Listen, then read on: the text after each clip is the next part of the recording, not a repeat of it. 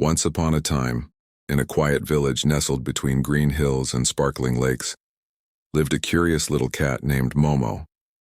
Momo wasn't like the other cats who spent their days chasing mice or napping in the sun. No, Momo had one dream. He wanted to touch the moon. Every night he'd climb to the top of the tallest tree and stretch his tiny paws toward the glowing moon above. "Just a bit higher," he would whisper. But no matter how tall the tree, the moon always stayed just out of reach. One evening, as Momo sat on the hill with his paw raised to the sky, a firefly landed beside him. "Why are you always reaching up like that?" asked the firefly. "I'm trying to touch the moon," Momo sighed. "But it's always too far." The firefly blinked his tiny light. "What if you ask the moon to come down instead?" Momo's eyes sparkled. "I never thought of that." So that night he wrote a letter to the moon on a leaf with drops of honey and whispered it into the wind. "Dear moon, you shine so bright and high above, I only want to feel your light.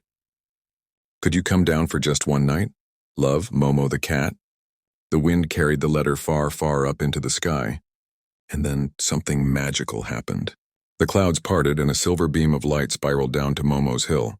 Out of it stepped a glowing figure, round, gentle, and bright. It was the moon, smiling kindly. "I've heard your wish, little one," said the moon. "And for one night you may touch the stars with me." The moon lifted Momo gently, and together, they rose above the village.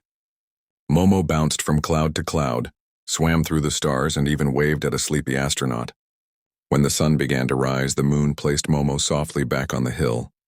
"Thank you," whispered Momo, tears of joy in his eyes. "I'll never forget this," the moon winked. "And I'll never forget the cat who dared to dream."